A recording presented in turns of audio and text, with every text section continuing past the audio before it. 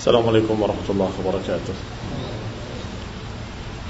Innal hamdalillah nahmaduhu wa nasta'inuhu wa nastaghfiruh wa na'udzu billahi min shururi anfusina wa min sayyiati a'malina man yahdihillah fala mudilla lahu wa man yudlil fala hadiya lahu wa ashhadu an la ilaha illallah وحده لا شريك له وأشهد أن محمدا عبده ورسوله صلى الله عليه وعلى آله وأصحابه والتابعين وتابع التابعين ومن تبعهم بإحسان إلى يوم الدين. يا أيها الذين آمنوا اتقوا الله حق تقاته ولا تموتن إلا وأنتم مسلمون. يا أيها الناس اتقوا ربكم الذي خلقكم من نفس واحدة وخلق منها زوجها وبث منهما رجالا كثيرا ونساء واتقوا الله الذي تساءلون به والأرحام إن الله كان عليكم رقيبا. يا أيها الذين آمنوا اتقوا الله وقولوا قولا سديدا يصلح لكم أعمالكم ويغفر لكم ذنوبكم ومن يطع الله ورسوله فقد فاز فوزا عظيما. أما بعد فإن خير الحديث كتاب الله وخير الهدي هدي محمد صلى الله عليه وعلى آله وسلم وشر الأمور محدثاتها فإن كل محدثة بدعة وكل بدعة ضلالة وكل ضلالة في النار. Ikhwani fi din, a'azakumullah wa akhwati fillah. Kaum muslimin, kaum muslimat yang saya hormati, khususnya para akhwati fillah, rahimani wa rahimakumullah, yang merupakan makhluk yang lemah, yang merupakan makhluk-makhluk yang Rasulullah SAW gambarkan mereka, para wanita ini, sebagai fitnah. Ma taraktu ba'di fitnatan hiya adarru 'ala ar-rijali minan nisa. Aku tidak tinggalkan sepeninggalku satu fitnah. Ini tidak ada sepeninggalku satu fitnah yang lebih besar bagi kalian melainkan para wanita. Dan juga kalian para wanita yang dikatakan oleh Rasulullah sallallahu alaihi wa ala alihi wasallam aktsaru ahli an-nar, kebanyakan penduduk neraka adalah para wanita. Dan para wanita itu juga selain dikatakan aktsaru ahli an-nar, di antaranya kata Nabi sallallahu alaihi wasallam, karena kebanyakan mereka yakfurnal ashir, tidak syukur kepada suami, tidak mengerti berterima kasih kepada para suami. Dan juga kalian para wanita yang digambarkan oleh Rasulullah sallallahu alaihi wa ala alihi wasallam, tidak ada naqisatu dinin wa aqlin yang yaghlibna ala ar-rijali aqwa selain para wanita. Enggak ada makhluk yang naqisatu dinin wa aqlin, yang kurang akalnya, kurang agamanya, tetapi bisa mengalahkan kaum laki-laki yang kuat, yang gagah, melainkan para wanita. Enggak ada makhluk yang lemah, kurang akal, kurang agama, tapi bisa mengalahkan laki-laki, enggak ada selain wanita. Jadi wanita memang makhluk yang unik. Kalian diciptakan oleh Allah Subhanahu wa taala di samping laki-laki dengan perintah-perintah yang khusus, di samping perintah-perintah yang umum sama dengan laki-laki, juga ada perintah-perintah khusus bagi kalian para wanita. Di antaranya Allah Subhanahu wa taala memerintahkan mereka berhijab, yudnina 'alaihinna min jalabibihinna, katalah hendaklah mereka menjulurkan jilbabnya ke seluruh tubuhnya. Ini perintah Allah Subhanahu wa taala bagi para wanita. Ya ayuhan nabi qul li azwajika wa banatika wa nisa'il mu'minin. Wahai nabi, katakan kepada para wanita, kepada istrimu, anak-anak perempuanmu, dan para wanita muslimin, yudnina 'alaihinna min jalabibihinna, hendaklah mereka menjulurkan pakaiannya ke seluruh tubuhnya. Sehingga kata Ibn Abbas radhiyallahu ta'ala anhu, para wanita hendaklah menutupi seluruh tubuhnya kecuali mata untuk melihat. Bahkan dalam riwayat kecuali mata kirinya saja. Jadi satu mata cukup untuk mengintip agar berjalan tidak salah jalan. Hanya itu saja. Kalau bisa ditutup semuanya dalam keadaan bisa melihat keluar, bagus, wa bihi wa ni'mah. Juga Allah perintahkan secara khusus para wanita dengan perintah yang berbeda dengan kaum laki-laki. Hijab, nggak diperintahkan bagi laki-laki, diperintahkan bagi para wanita. Adapun aurat laki-laki disebutkan dari pusar sampai ke lututnya, tapi para wanita hendaklah menutupkan tubuhnya, menutupkan kainnya ke seluruh tubuhnya. Juga Allah Subhanahu wa taala memerintahkan khusus bagi para wanita, waqarna fi buyutikunna wa la tabarrajna tabarrujal jahiliyatil ula. Hendaklah kalian tetap di rumah-rumah kalian, jangan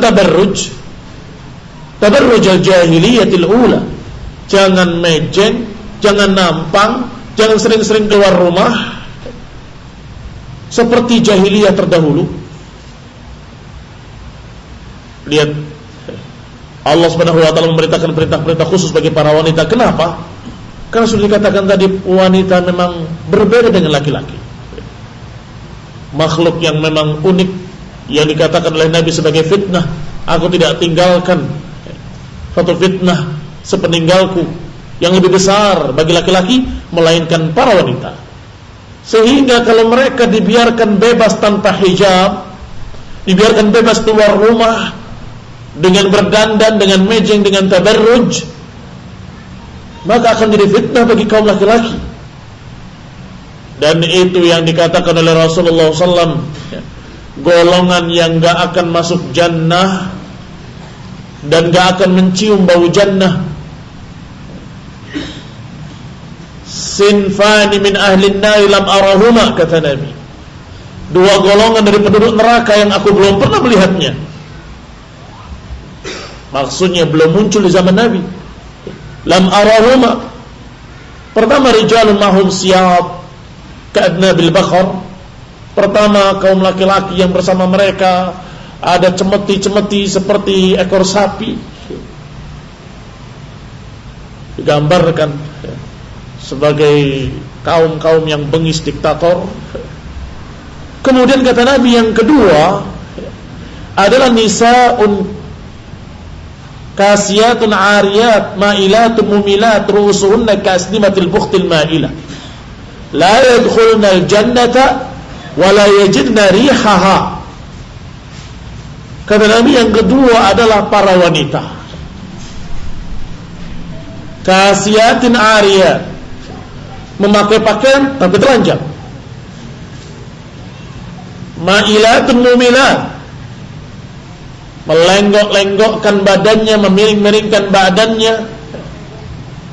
Ru'usuhunna ka'asnimatil bukhtil ma'ilah, rambutnya disanggul, disasak tinggi seperti punuk unta yang miring. Kata Nabi, la yadkhulnal jannata, enggak akan masuk surga, wala yajidna rihaha, bahkan tidak akan mencium bau surga. Ini khonibdina azakullah wa akhwati fillah.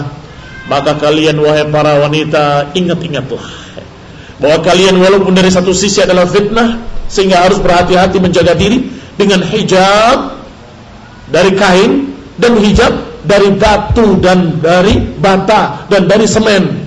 Apa itu hijab yang dari batu, bata dan semen? Rumahnya.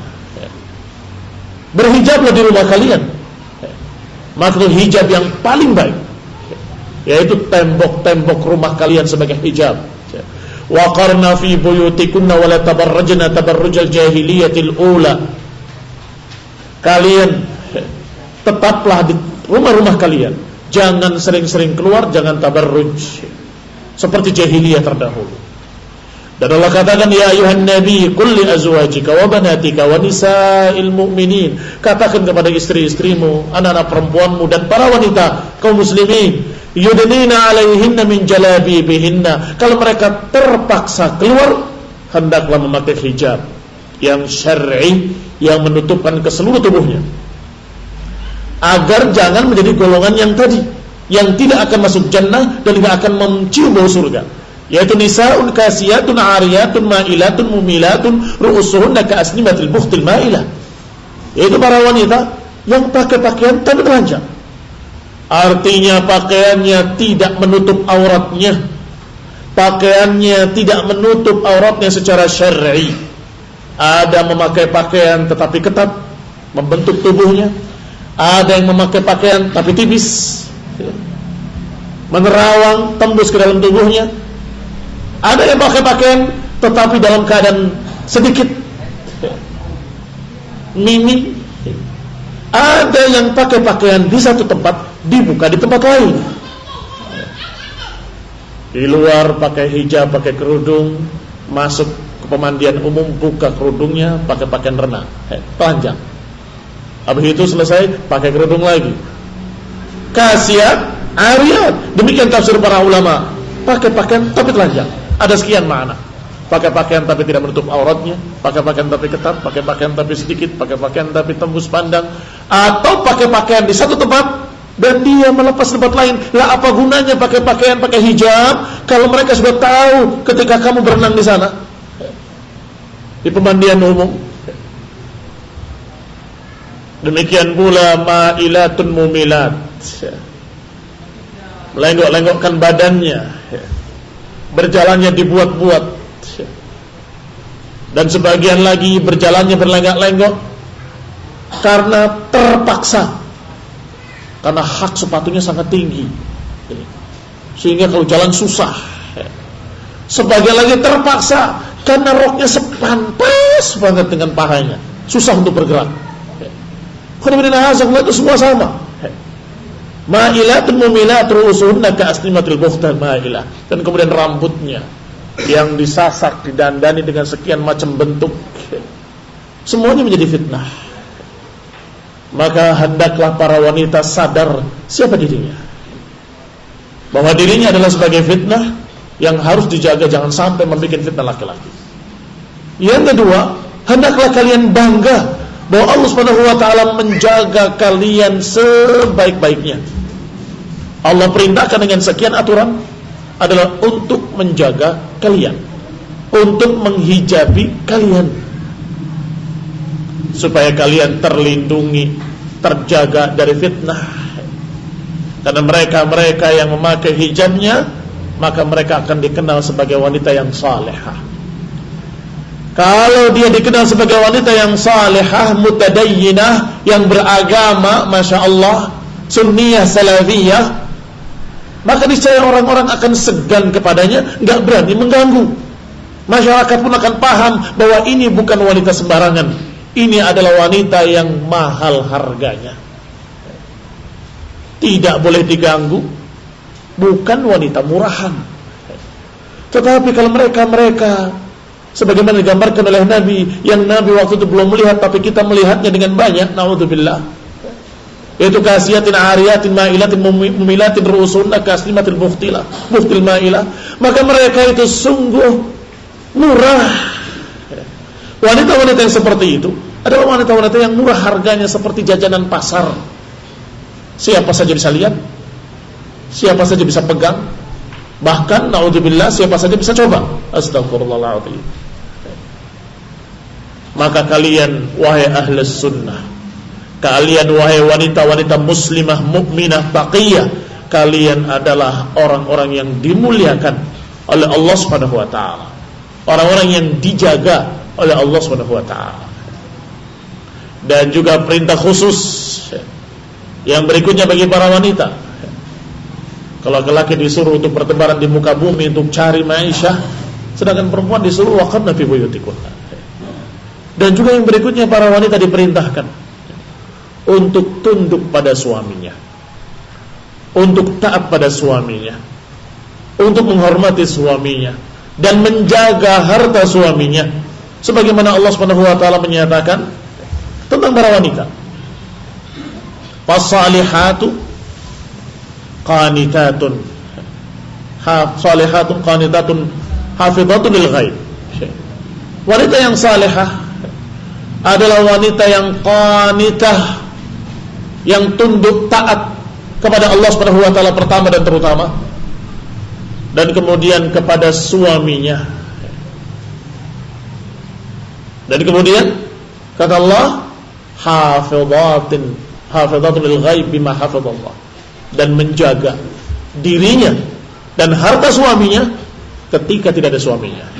Menjaga dirinya dan menjaga harta suaminya ketika tidak ada suami. Ini wanita yang salehah, yang tunduk taat pada suaminya, sehingga dia ridha kalau suaminya berbuat amalan-amalan yang saleh, beribadah kepada Allah, pergi ke masjid, mendatangi kajian-kajian ilmu, bersedekah. Jangan sampai kalian para wanita menjadi majbanah wa mabkhalah. Jangan sampai kalian para wanita seperti anak-anak, menjadi penyebab suaminya jadi penakut, menjadi penyebab suaminya menjadi pengecut, menjadi penyebab suaminya bakhil, menjadi penyebab suaminya kedekut, bakhil, gak mengeluarkan hartanya. Kenapa? Selalu ditegur istrinya. Kemana kan uangnya? Kalau disedekahkan, disedekahkan. Kita masih kurang, anak kita masih begini, masih begitu. Akhirnya suaminya takut kalau mau sedekah, sembunyi-sembunyi. Astagfirullahaladzim. Jangan sampai menjadikan suami pengecut. Nanti kamu begini, nanti kamu celaka, nanti kamu begini. Akhirnya gak jadi berangkat jihad fisabilillah, gak jadi berangkat untuk dakwah fisabilillah, gak jadi berangkat untuk mencari ilmu kepada para ulama, karena takut-takut oleh istrinya. Maka usikum, aku wasiatkan kepada kalian wahai para wanita, jadilah seorang yang mendukung suaminya fi ta'atillah, mendukung suaminya dalam ketaatan kepada Allah Subhanahu wa taala. Dan termasuk perintah yang lebih khusus pada wanita, walaupun suami juga diperintahkan, adalah mendidik anak-anak kalian. Al-ummu madrasatun idza a'adattaha a'adatta jilan tayyibal a'raq. Ibu itu adalah sekolahan pertama. Kalau engkau persiapkan ibu untuk anak-anak kalian dengan baik, maka berarti engkau menyiapkan satu generasi yang baik. Lihat di sini ucapan para ulama menyatakan bahwa ibu adalah sekolah pertama, karena memang pertama yang akan dipelajari oleh seorang anak adalah dari ibunya. Sejak masih menetek, sejak anak masih di pangkuan ibunya sudah diajari. Ibunya mendiamkan anaknya sambil berdendang, ya mendidik anaknya untuk berdendang dengan nyanyian-nyanyian. Kalau mendidik anaknya dengan zikir, ya akan terbiasa dengan zikir. Kalau dia dalam keadaan mendidik anaknya sejak bayi dengan kebaikan-kebaikan, maka akan terbiasa dia dengan kebaikan-kebaikan. Berarti yang pendidik pertama untuk anak-anak adalah ibunya. Bapaknya sering keluar, memang tugas mereka di luar, cari ma'isyah, bekerja, berjihad fisabilillah, mencari ilmu, berdakwah dan seterusnya, berjuang, membantu untuk menegakkan agama Allah Subhanahu wa taala. Ini semua tugas mereka. Maka anak di rumah dengan ibunya. Maka al-aulad itu yang paling banyak dia berhubungan dengan ibunya, sehingga bahasanya dijuluki dengan bahasa ibu. Kenapa? Karena anak itu akan ikut bahasa ibunya. Karena yang terbanyak diajak bicara oleh ibunya, terbanyak bermuamalah, berinteraksi dengan ibunya. Maka kalian adalah pengaruh pertama pada anak tersebut. Hati-hati. Jadikanlah pengaruh pada anak-anak kalian adalah pengaruh yang baik. Jadikanlah apa yang kemudian diturunkan pada anak-anak kalian adalah perangai, akhlak yang baik, sikap yang baik, ucapan-ucapan yang baik, dan seterusnya dan seterusnya. Demikian pula yang berkait dengan semuanya, laki-laki maupun wanita, adalah adab az-zamalah, adab bergaul. Tetapi saya sampaikan di sini pada kajian ini, kajian akhwat, karena memang banyak pelanggaran-pelanggaran terjadi di kalangan wanita. Walaupun di kalangan laki-laki terjadi, tapi lebih banyak di sana, di dunia para wanita. Berkata Syekh Saleh atau Syekh gurunya Syekh Ibnu Utsaimin rahimahullah, Syekh Sa'di rahimahullah, berkata Syekh Sa'di rahimahullahu ta'ala tentang adab az-zamalah, sebagaimana alal muallim tawqir muallimihi wa adab ma'ahu, fakadzalika aqranuhu wal muta'allimuna ma'ahu alayhi min mura'ati huquqihim wal adabi ma'ahum a'dham min huquqil ashab ba'dhum ala ba'd. Sebagaimana kita diperintahkan untuk menghormati guru-guru kita, ustadz-ustadz kita, para masyayikh, para ulama kita, kita juga diajarkan untuk beradab yang baik kepada saudara-saudara kita, sahabat-sahabat kita, khususnya teman dalam mencari ilmu, yakni teman semajlis, teman yang sama-sama mencari ilmu. Maka tentunya akan terdukung kita mencari ilmu kalau kita beradab dengan baik pada teman-teman kita di majlis, yakni adab bersama teman duduknya, adab bersama teman duduknya di majlis-majlis ilmu. Fas suhbah fi talab al-ilm tajba' huquqan katsira. Persaudaraan, persahabatan sesama pencari ilmu. Dan saya katakan kepada antum semuanya, ikhwan dan akhwat, karena kalian semuanya pencari ilmu. Yang namanya ahli sunnah harus menjadi tulab al-ilm. Yang namanya tulab al-ilm harus mereka saling dukung-mendukung, saling bantu-membantu untuk mendapatkan ilmu. Berarti mereka masing-masing satu dengan lainnya saling memiliki hak dan kewajiban. Lianna lahum haqqul ukhuwah was-suhbah wa huququl intima' ila muallimihim. Karena mereka lebih banyak memiliki hak daripada orang lain. Muslimin di luar kita punya hak, tetapi sebatas hak muslim pada muslim lainnya. Tetapi teman-teman di majelis ilmu, di samping hak sebagai muslim, juga hak sebagai saudara semajelis atau saudara teman sama-sama mencari ilmu. Dan juga saudara dan teman sama-sama meniti jejak ilmu yang sama atau guru yang sama pula. Maka ini tentunya lebih dekat lagi. Maka ada hakul ukhuwah, ada hakus suhbah, ada hak al-intima ila muallimihim. Artinya begini, kalau kita berhubungan dengan muslim yang lainnya ada hak-hak. Tetapi kalau kita tanya, pelajaran apa kemarin? Apa mereka ngerti? Nggak ngerti. Nggak nyambung. Yang mana? Tetapi kalau kamu di antara kalian yang sama-sama cari ilmu, sama-sama ta'lim dengan para ustaz yang sama pula, maka kalian memiliki hak. Orang yang tidak hadir diberitahu. Kemarin nggak hadir ya? Ini ada kajian fulan, ini saya punya rekamannya. Ini harus ada di tengah-tengah kalian. Saling dukung-mendukung, saling bantu-membantu dalam talabul ilmi. Yang datang terlambat, kasihan. Jangan kamu berbicara ketika guru sedang bicara. Nanti kamu ingat-ingat, orang ini kasihan, yang tadi awalnya dia nggak tahu.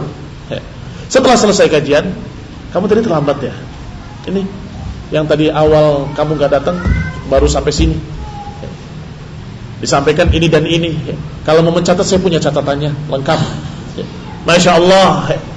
Ikhwan wa akhwat, kaum muslimin, kaum muslimat, ahli sunnah, hendaklah saling dukung-mendukung dalam talabul ilm, dalam mencari ilmu.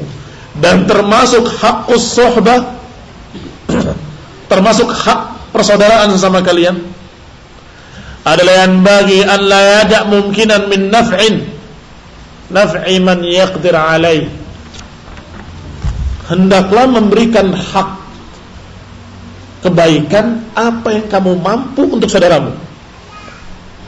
Yang tidak tahu dikasih tahu, yang enggak ngerti diajari. Sama-sama taklim, selesai. Apakah sama pemahamannya? Ada yang paham 50%, ada yang 60%, ada yang memang qadarallahu ma syaa fa'al, balik, kurang cepat tanggap, enggak ngerti ya. Sama sekali. Bagaimana? Apa kewajiban kita terhadap orang yang seperti ini? Ya kita yang sudah paham ngajari yang belum paham. Sini saya ajari. Tadi itu Ustaz menerangkan begini. Nggak paham, ajari 2 kali. Kalau orang itu mengajari temannya yang belum paham, dianya semakin hafal. Ilmu itu beda dengan harta. Ilmu beda dengan harta benda. Kalau dikeluarkan akan berkurang.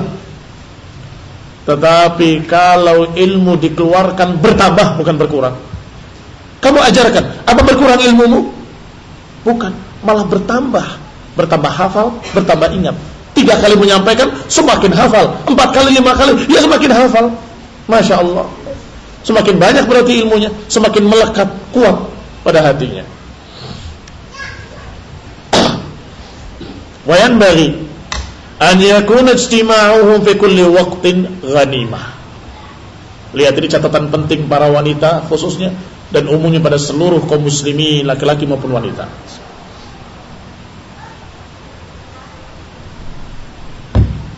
Hendaklah pertemuan-pertemuannya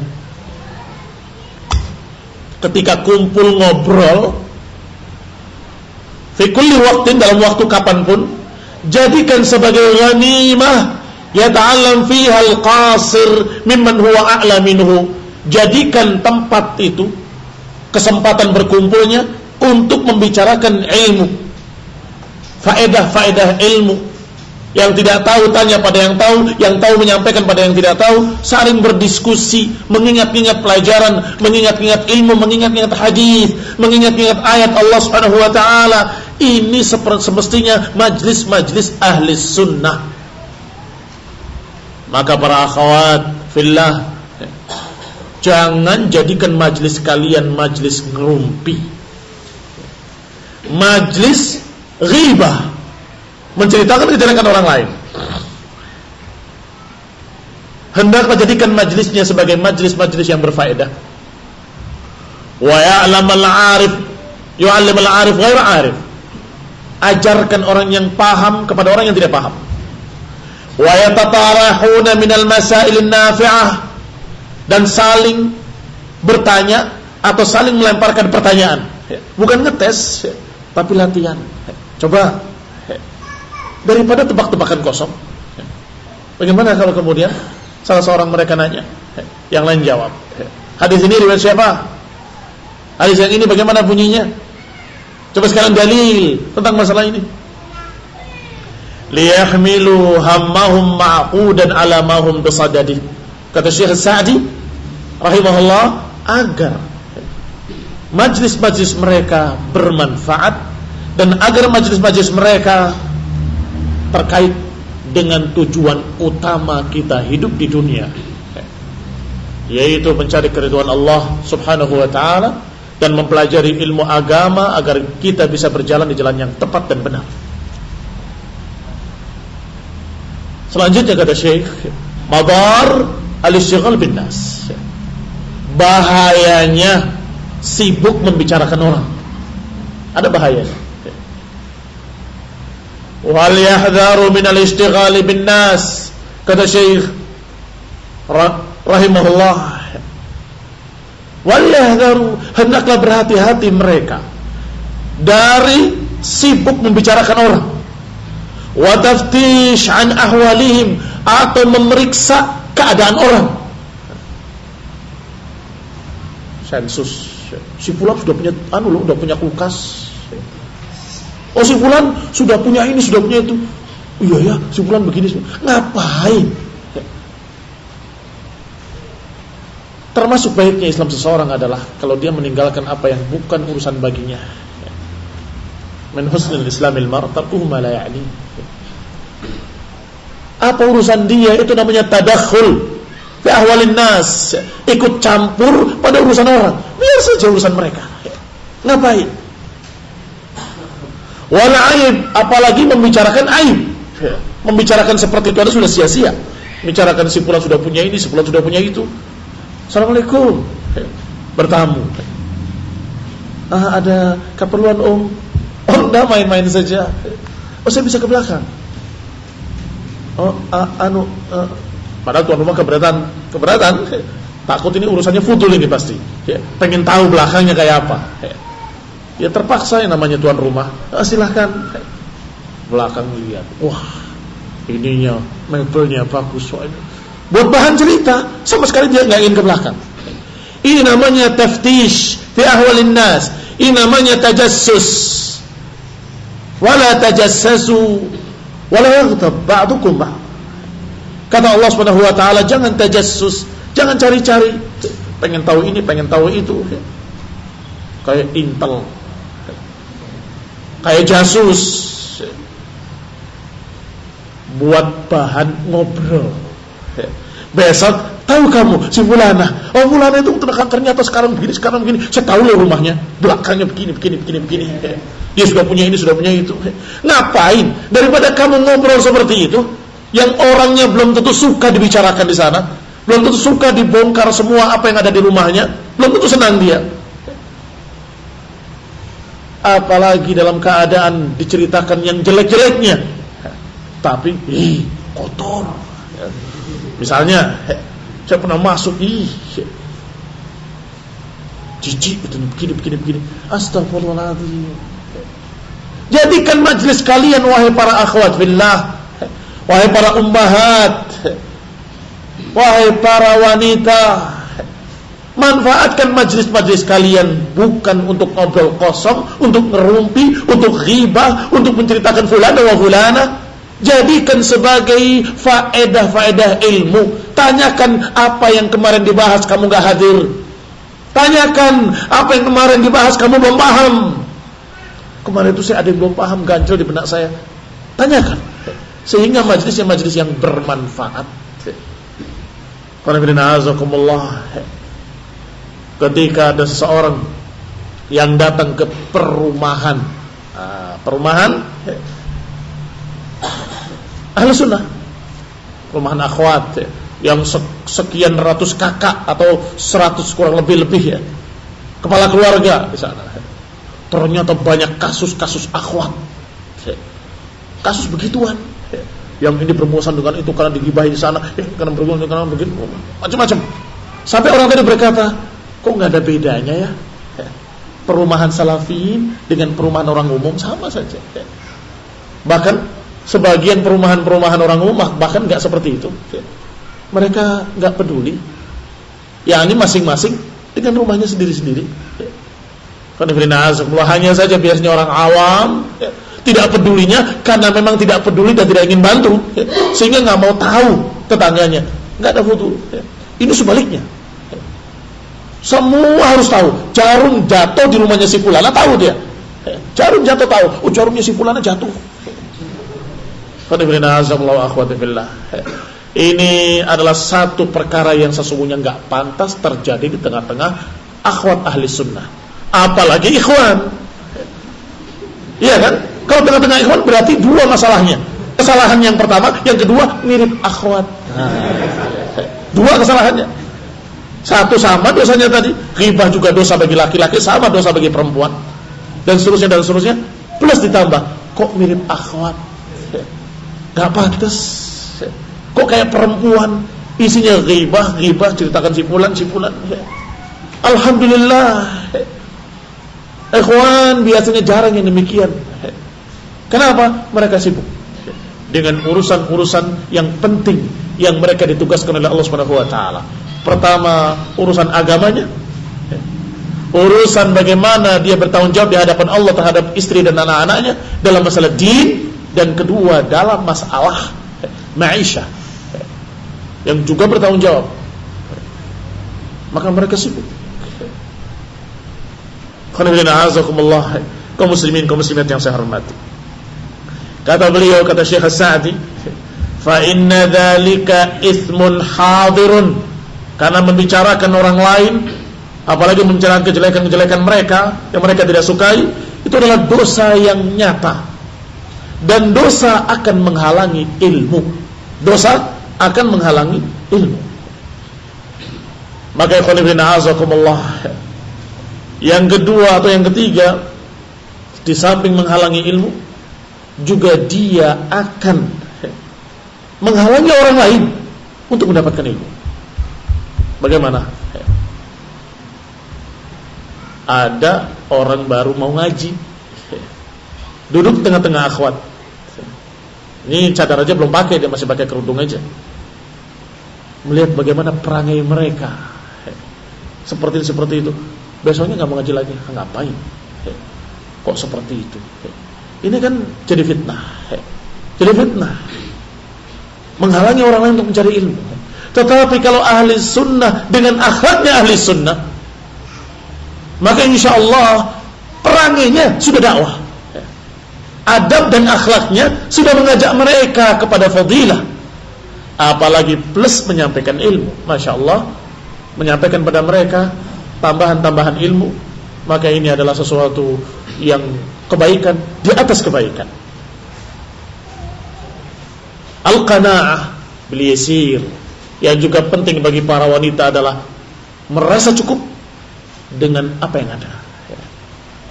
Merasa cukup dengan apa yang ada adalah qanaah, dan qanaah adalah sifat mulia yang diajarkan oleh Rasulullah sallallahu alaihi wasallam. Merasa cukup apa yang diberikan oleh suami, merasa cukup dengan apa yang diberikan oleh Allah melalui tangan suami. Jangan dikira kalau apa yang diberikan suami itu seakan-akan bukan pemberian Allah, kemudian boleh diprotes, kok cuma segini, kok begini, kok begitu. Itu pemberian Allah. Kalau ditanya suami mana yang pengen sedikit ngasihnya, iya kan? Tidak ada. Semuanya ingin memberikan yang terbaik maunya. Tetapi kadang-kadang berhasil mereka usaha, kadang-kadang gagal. Kadang-kadang mereka mendapatkan banyak, kadang-kadang mendapatkan sedikit, kadang-kadang bahkan tidak mendapatkan sama sekali.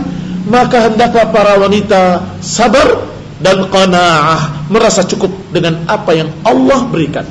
Saya ulangi, merasa cukup dengan apa yang Allah berikan melalui tangan suami.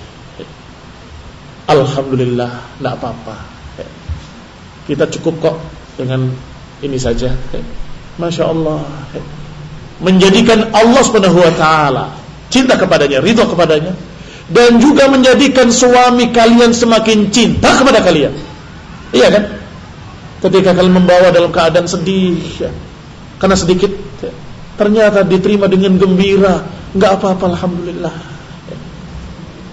Kita cukup kok dengan ini, cukup kok dengan itu. Apa nggak senang suami? Semakin tinggi cintanya. Dan kalau suami cinta kepadanya, masya Allah, itu adalah suatu kebahagiaan. Kebahagiaan bagi suaminya dan kebahagiaan bagi istrinya. Maka dikatakan oleh Rasulullah SAW, hati-hati, perhatikan dirimu, bagaimana kedudukannya terhadap suamimu. Lihat dirimu terhadap suami. Fa innahu jannatuki wa naruki, atau kama qala sallallahu alaihi wa ala alihi wasallam. Karena suamimu itu adalah surgamu dan nerakamu. Kalau kamu menjadikan suamimu begini dan begitu jadi neraka, maka ya kamu sendiri yang merasakan nerakanya. Mengerikan. Kalau kamu menjadikan suamimu ridho, kamu sendiri akan mendapatkan kebahagiaannya. Yani jannahmu dan narmu di dunia ini ya suamimu. Maka lihat dirimu terhadap suamimu bagaimana.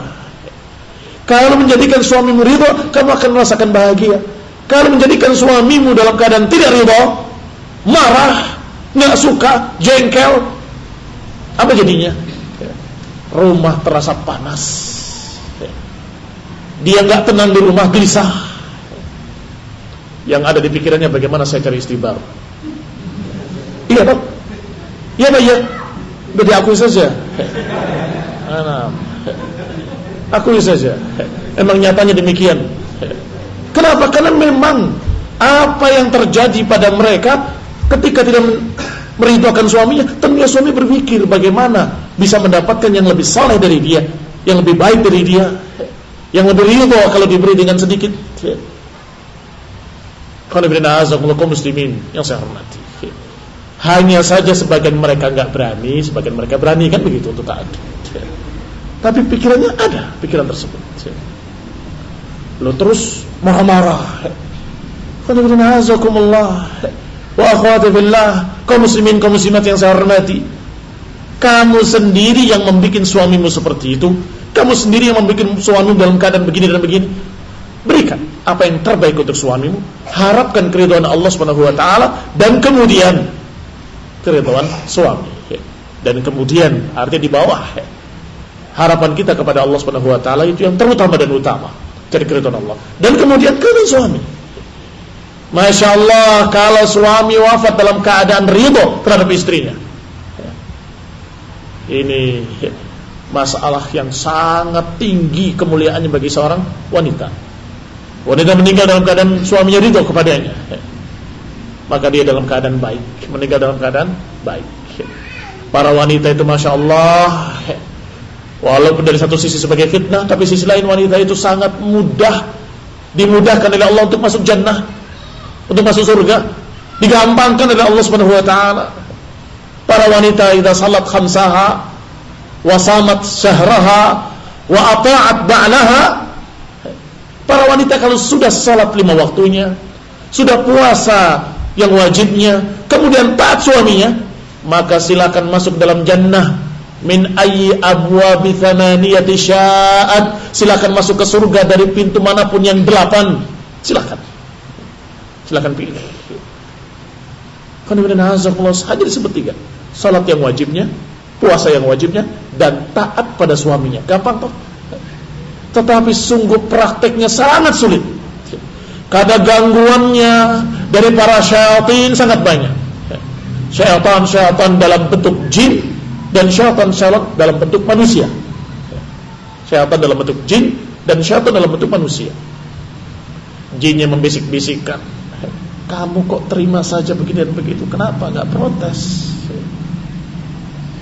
Syaitan manusianya, teman-teman yang jelek, assalamualaikum, kamu katanya begini-begini sama suamimu, kok nurut kamu? Astagfirullahaladzim, kamu datang jauh-jauh ke rumah saya untuk itu, keluar kamu dari sini. Kalau tegas, tapi kebanyakan enggak bisa jawab. Jangan mau, jangan urus sama suamimu, ngapain? Enak saja laki-laki itu. Wah, itu bahasa-bahasa syaitanah, setan-setan perempuan dalam bentuk manusia datang menggoda para istri-istri yang baik supaya nggak baik, istri-istri yang salehah supaya nggak tunduk pada suaminya dengan bahasa-bahasa yang dibuat-buat. Kadang ada yang sengaja, berarti memang benar-benar syaitan, naudzubillah. Ada yang tidak sengaja. Loh, apa ada menggoda nggak sengaja? Ada menggoda tapi nggak sengaja karena bodohnya. Datang saudara perempuannya karena belum ngaji, nggak ngerti. Aduh, kamu pucat banget. Kenapa nggak pakai gini, nggak pakai gitu? Suruh berdandan, keluar rumah dalam keadaan dia nggak pakai sadar. Disuruh berdandan, pakai lipstick dikit aja supaya nggak kelihatan pucat. Ikhlas banget nasihatinya, nggak niat. Kata suami saya nggak boleh. Ya, suami kamu kan nggak tahu. Sekian banyak penyakit-penyakit yang menghalangi seorang wanita untuk tunduk pada suaminya. Padahal kalau dia mau salat 5 waktunya, mau puasa yang wajibnya, kemudian taat suaminya, silakan masuk ke surga yang manapun yang dia sukai. ketika Rasulullah SAW menyatakan tentang seorang wanita, dikatakan dia adalah perempuan ahli surga, ahli jannah. Ada seorang sahabiah yang penasaran, pengen tahu, kamu itu dikatakan oleh Nabi sebagai perempuan ahli jannah, apa sih istimewanya? Coba ceritakan. Kata dia, nggak tahu, saya nggak merasa istimewa dalam apapun. Ditanya tentang sholatnya, kurang lebih sama. Ditanya tentang puasanya, kurang lebih sama. Ditanya semuanya hampir sama, nggak ada yang lain. Serasa setahu saya nggak ada. Hanya saja kalau saya ditinggal suami saya bekerja, saya membayangkan sedih atau merasakan betapa beratnya suami saya di luar. Capek dia, lelah dia, panas, terik panas matahari di padang pasir. Maka ketika beliau datang, langsung aku siapkan air yang dingin untuknya. Karena saya tahu, merasakan betapa capeknya dia di luar. Kata sahabat tadi, itu insya Allah yang dimaksud. Ini insya Allah yang dimaksud. Lihat, hanya perkara dia betul-betul sangat sayang pada suaminya, dan bagaimana dia membayangkan betapa beratnya suami di luar. Maka ketika datang, dilayani dengan baik. Dilayani dengan baik. Kaum muslimin yang saya hormati, kaum muslimat yang saya hormati, perkara ini sungguhnya secara teori gampang, air putih berapa harganya, iya kan? Tapi bukan itu yang jadi masalah. Bagaimana perhatiannya pada suaminya, yang dalam keadaan dia pontang-panting cari maisha untuk dirinya dan keluarganya, untuk istrinya dan keluarganya. Kasihan. Jangan pulang-pulang dibentak-bentak. Ini pulang kerja capek. Nih anakmu nangis seharian. Anak yang nangis seharian, suaminya yang dimarahi pulang-pulang, nggak tahu apa-apa. Saya capek dari pagi sampai sore, seakan-akan suaminya nggak capek. Lihat, ini perkara yang kadang-kadang khilaf, bukan khilaf perselisihan, khilaf dalam keadaan lupa. Terlalaikan bagi para wanita, terlalaikan bahwa suaminya adalah orang yang di luar itu bukan nganggur, bukan main-main. Imma cari ilmu atau cari maisha, imma untuk urusan agama atau untuk urusan kepentingan istri dan anak-anaknya, iya kan? Ya beda kalau memang suaminya adalah na'udzubillah orang yang jelek. Ini yang tidak kita bicarakan. Yang kita bicarakan adalah mereka ahli sunnah yang kesibukannya pengajian, ta'lim, daurah, belajar, cari ilmu, cari maisha.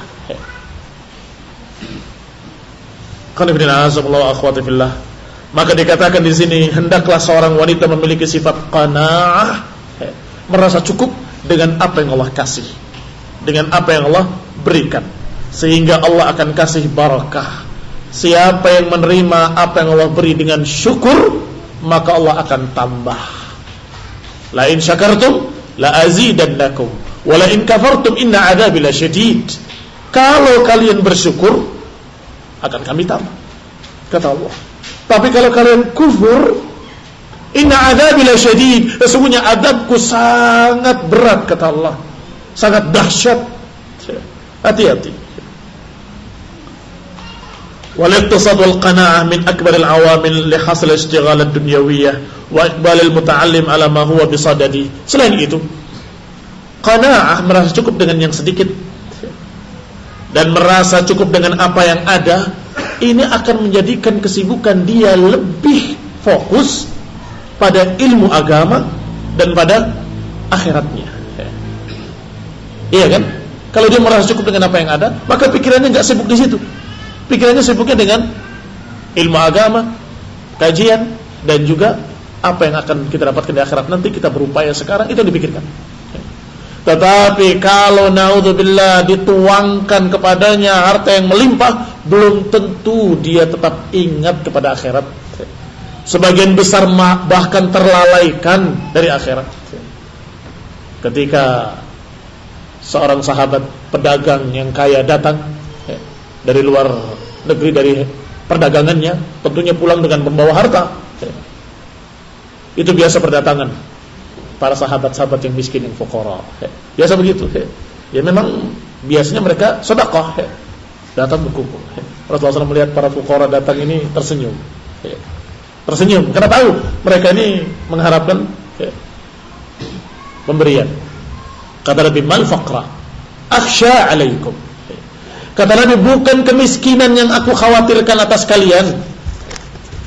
Bukan kemiskinan yang aku khawatirkan atas kalian. Apa yang dikhawatirkan berarti? Justru yang aku khawatirkan dituangkannya harta kepada kalian sabba. Aksya, khawatir akan dituangkannya kepada kalian harta dunia. Hatta la yazigu qalba ahadikum illahi, hingga tidak menyimpang, tidak sesat hati salah seorang kalian kecuali karena harta tersebut. Kama qala sallallahu alaihi wasallam, seperti ada yang terlewat, yaitu kata Nabi, akhsha, justru yang aku takutkan adalah antufrad alaikumud dunya, dituangkan kepada kalian dunia, fatanafasuha kama tanafasuha, sebagaimana pernah dituangkan kepada Bani Israel, kemudian kalian berlomba-lomba dengan harta tersebut sebagaimana dulu Bani Israel berlomba-lomba dengan harta benda tersebut, hingga tidak menyesatkan hati salah seorang kalian illahi, kecuali harta tersebut. Jadi yang dikhawatirkan malah itu. Mal faqr akhsha alaikum. Bukan kemiskinan yang aku khawatirkan, tapi yang aku khawatirkan kalau kalian dituangkan kekayaan kemudian kalian sesat, itu aku khawatir. Ini bukan berarti tidak boleh kaya, silahkan. Tetapi kekhawatiran Nabi harus diperhatikan. Hati-hati, hati-hati, hati-hati. Lebih banyak godaannya, lebih banyak fitnahnya. Sehingga kalau kita qanaah dengan apa yang ada, ternyata dikasihnya pas-pasan, terima alhamdulillah, maka kamu akan bisa sibuk dengan perkara-perkara agama dan masih luang waktu untuk ta'lim, untuk belajar dan sebagainya.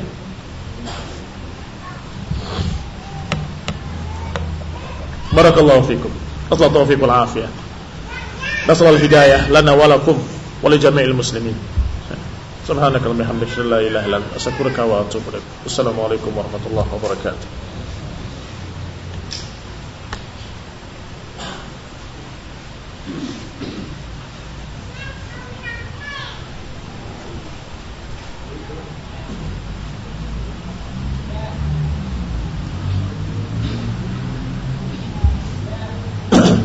Apa hukumnya rebonding, pelurusan rambut, pengeritingan rambut dan sebagainya?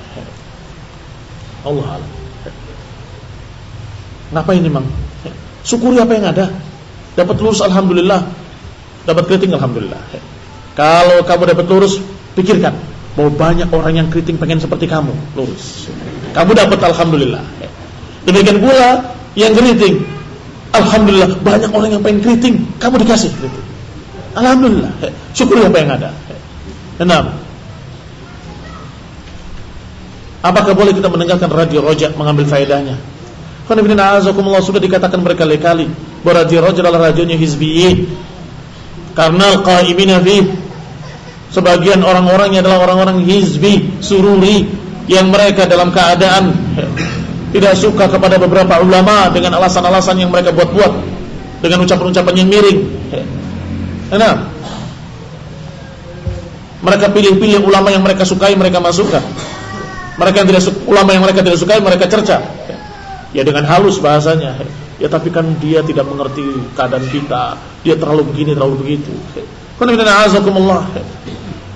Kalau mau belajar mencari ilmu, cari faedah, di kaset-kaset banyak, di CD-CD banyak, dalam kitab-kitab banyak, di majelis-majelis ilmu juga banyak. Ngapain? Yang di Roja itu di setel itu kaset juga. Lah ngapain daripada kaset? Lah kaset di rumah kamu. Kaset para asatidzah ahli sunnah atau masyayikh ahli sunnah yang diterjemahkan oleh para asatidzah, masyaallah, alhamdulillah. Bagaimana hukum menyemir rambut yang belum seluruhnya beruban? Yang diharamkan adalah warna hitam. Menyemir rambut dengan hitam itu haram hukumnya. Yang lain saya tidak tahu larangannya, wallahu taala alam. Apakah boleh menasikahi diri? Bagaimana menasikahi anak yang sudah besar, lewat dari 7 hari? Nah, pernah ditanyakan beberapa ulama, seperti Syekh Suhaimi pernah ditanya untuk menasikahi anak yang sudah besar. Itu dikatakan boleh oleh beliau. Wallahu ta'ala a'lam. Ya jelas sunnah tasbihnya dia tidak dapat. Sunnah tasbih itu sunnah hari ketujuhnya. Harusnya hari ketujuh, tapi ini tidak.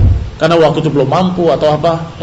Maka dia mendapatkan pahala nasikah, tetapi tidak seperti keutamaan yang mentasbihnya pada hari ketujuh, atau yang mengerjakannya pada hari ketujuh. Wallahu ta'ala a'lam. Nasallahu taufiq wal afiyah. Subhanaka wa bihamdik, asyhadu an la ilaha illa anta astaghfiruka wa atubu ilaik. Wassalamualaikum warahmatullahi wabarakatuh.